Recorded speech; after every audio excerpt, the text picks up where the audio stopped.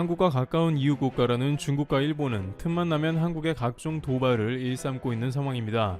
현재 일본 정부가 도쿄올림픽 홈페이지 지도에서 독도를 여전히 삭제하지 않은 가운데 이번엔 군사 관련 지도를 공개하며 도발을 안기면서 한일 관계에 큰 먹구름이 들이우게 하고 있습니다. 또한 중국은 끊임없이 한국은 중국의 속국이라면서 한국의 모든 문화를 중국화시키고 있는 상황입니다. 하지만 이러한 상황은 오히려 한국뿐만 아니라 또 다른 강대국들을 자극하는 형국이 되고 있습니다. 특히 러시아와 미국은 이들이 벌이는 일들과는 정반대되는 일들을 진행 중으로 확인되고 있습니다. 현재 중국과 일본이 벌이는 일과 전 세계에서 오히려 그들이 비웃음을 당하는 상황을 살펴보도록 하겠습니다. 첫 번째, 중국, 러시아에 크게 놀라는 이유. 중국은 최근에도 조선족 등의 한복을 입혀서 쇼핑몰 한가운데에서 퍼포먼스를 벌였습니다. 쇼핑몰 한가운데 에스컬레이터에서 중국인들은 갓을 쓴 한복 혹은 왕비의 모습 등을 따라해 꾸민 뒤에 이것이 자신들의 조선족의 역사라면서 한국의 한복이 중국 것이라는 퍼포먼스를 뻔뻔하게 벌인 것입니다. 이제는 대놓고 한복을 공공연하게 동원하여 자신들의 문화로 여기는 파렴치함을 보이는데요. 중국의 이러한 유치함은 더욱더 가속화되었으며 심지어 손흥민에 대한 이야기도 다시 한번 나왔습니다. 중국 매체에서 손흥민이 산둥성의 순수한 중국 혈통의 후예이며 손흥민 조상이 손오공이라는 것입니다. 이는 과거에 수차례 나온 기사이기도 합니다만 이제는 놀랍게도 중국에서 진짜 그렇게 믿는 눈치이기도 합니다. 실제 한 매체에서는 중국이 손흥민을 통해서 원래 중국 축구 실력이 위대함을 깨달아야 한다고 하면서 중국인 손흥민이 축구를 잘하는 것을 보면 중국인이 문제가 아니고 중국 시스템이 문제라는 주장을 합니다. 손흥민이 EPL 월드스타인이 시스템 가운데 본격적으로 중국인으로 둔갑시킨 것입니다. 또한 계속해서 한국의 주요 인물들인 세종대왕, 김구, 김연아 등 위인과 최근의 스포츠 스타들을 조선족으로 표기하는 등 한국과 연결된 조선족을 한국의 일부로 보는 게 아니고 조선족이 중국의 일부이므로 한국을 속국으로 보는 것입니다. 하지만 이러한 중국의 상황을 비웃기라도 하듯이 한반도와 국경을 닿은 러시아에서는 다른 움직임을 보입니다. 현재 한국과 러시아는 한러 수교 30주년을 앞두고 각종 행사 준비를 하며 양국의 관계를 강화하고 있습니다. 특히 2020에서 21년은 상호 문화 교류의 해로 선포되면서 대사관에서도 행사를 준비하고 있는데요. 최근 한국문화원과 한국관광공사, 모스크바 지사 등이 함께 2021년 5, 6월간 한국문화제 K-페스트를 개최하며 한국 고유의 문화를 전하는 모습이 나왔습니다. 해당 포스터에는 한복을 입은 사람들이 나와 있고 한국의 음식들이 다양하게 소개되는 등 주변국인 중국과 일본에서 불편해하는 장면이 포함됐습니다. 이러한 포스터는 온라인뿐만 아니라 러시아의 지하철 등에 일제히 게시되며 한국을 알리고 있습니다. 러시아에서는 당연히 한복을 한국 것이라 주장할 수 있고 김치를 한국 것으로 알고 있으며 인정해 주는 것이죠.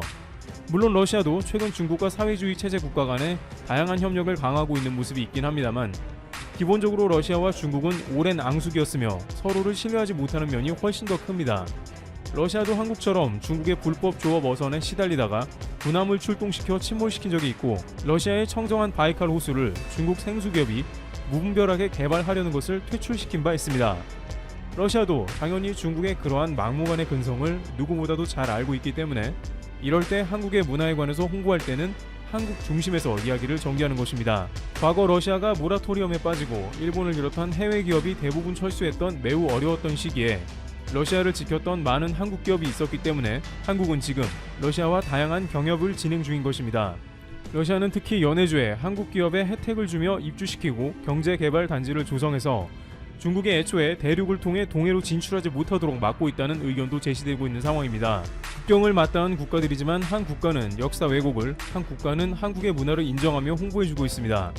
한편 일본은 최근 공개한 군사 관련 지도를 통해서 한국뿐 아니라 미국조차 폭발하게 하고 있습니다. 두 번째, 일본. 한국과 미국 동시에 자극 중. 일본 자위대가 자유롭고 열린 인도 태평양 구상을 홍보하겠다며 공개한 동영상에 독도를 다케시마로 표기해 한국의 영토 주권을 훼손하고 있습니다. 한국의 합참에 해당하는 일본 방위성 통합망료 간부가 최근 트위터와 페이스북 등에 올린 자유롭고 열린 인도 태평양 비전의 추진을 향한 대응이라는 동영상을 확인해 보니 동북아 일대에 보여주는 지도에 동해상에 다케시마의 영토 문제라고 기재된 장면이 등장했습니다.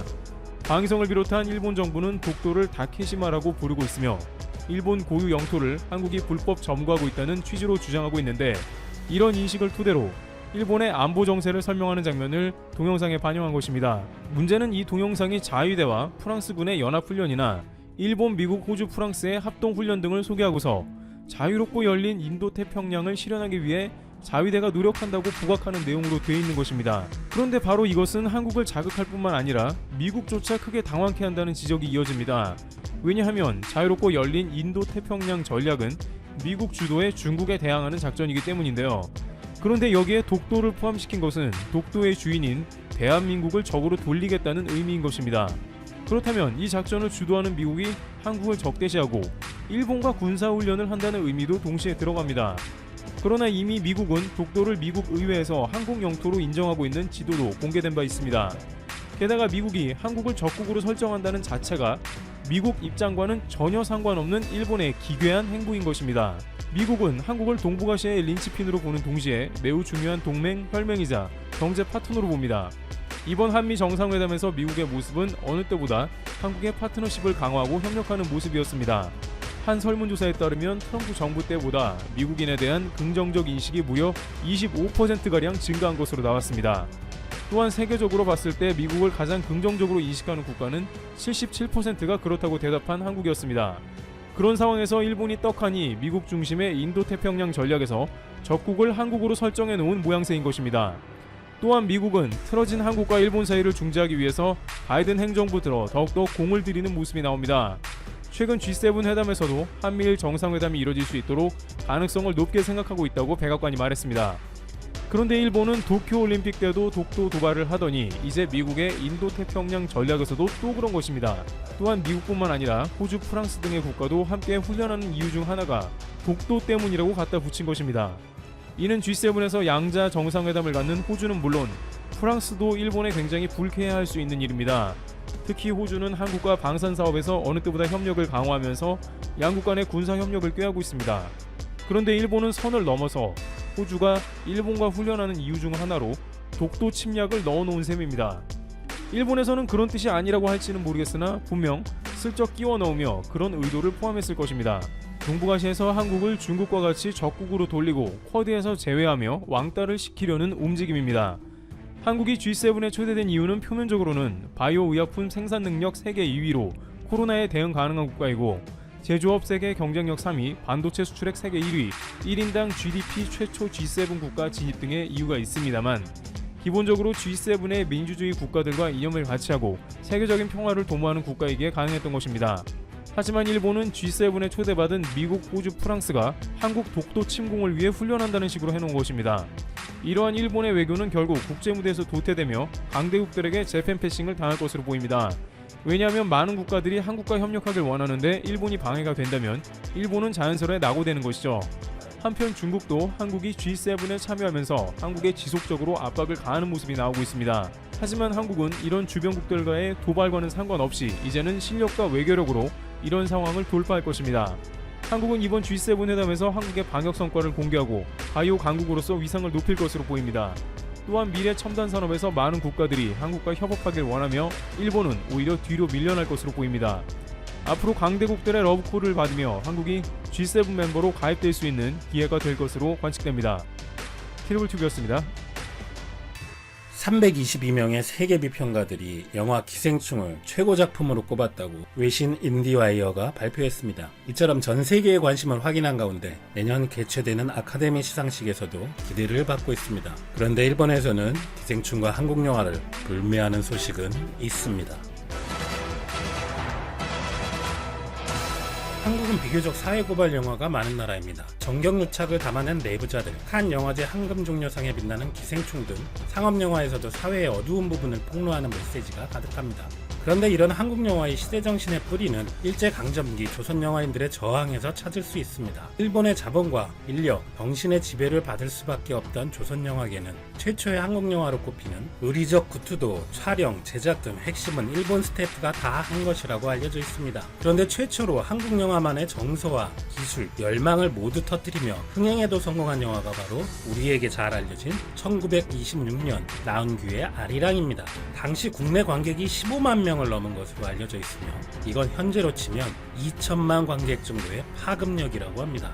조선인들은 영화에서의 인력과 기술, 부족한 자본을 열정과 표현력으로 극복했습니다. 나은규 감독이 출연까지 한 덩어리 3용이는 이를 보여주는 대표적 사례입니다. 한국 영화계의 출발 자체가 일제강점기에 이루어졌기 때문에 대부분 스토리를 현실 소재에서 가져오는 리얼리즘의 미학적 특징도 생겼다고 평해지고 있습니다. 당시 영화인들에게는 실제 자신과 민족의 현실을 보여줘야 하는 게 일종의 사명의식처럼 느껴졌을 겁니다. 이러한 사연 때문에 사회를 반영하고 고발하는 한국 영화계의 특징은 당연히 국민들의 정서와도 맞닿게 되었겠죠. 기생충, 내부자들 같은 고발 영화가 흥행에도 크게 성공하는 게 한국인들의 의식성을 보여준다고 생각됩니다. 그렇다면 현실 참여에 적극적인 한국 국민들의 영화 문화는 현재 한국의 가장 큰 화두인 일본 불매 문제에 있어서는 어떨까요? 일단 먼저 일본에서는 한국 영화를 불매하는 소식은 있습니다. 일본의 미치야마 토모히로 평론가는 지난 9일 트위터에 칸 국제영화제 그랑프리를 수상한 뛰어난 재미있는 한국 영화의 배급사가 일본의 민방 각국에 소개하고 싶다고 프로모션을 걸고 있지만 모두 한국 영화는 지금 조금이라며 거절했다고 전하면서 영상문화에 종사하는 사람으로서 부끄럽지 않아? 라고 꼬집었습니다. 봉준호 감독의 기생충은 구독자분들도 많이 관람하셨겠지만 칸에서 황금종려상을 받은 정말 뛰어난 작품이지 않습니까? 이를 증명이라도 하듯이 미국의 영화비평 사이트 로튼토마토에서는 무려 100%의 신선도 지수를 기록했고 기생충의 북미 배급을 담당하는 내운사의 팀 퀸 회장은 할리우드 리포터와의 인터뷰를 통해서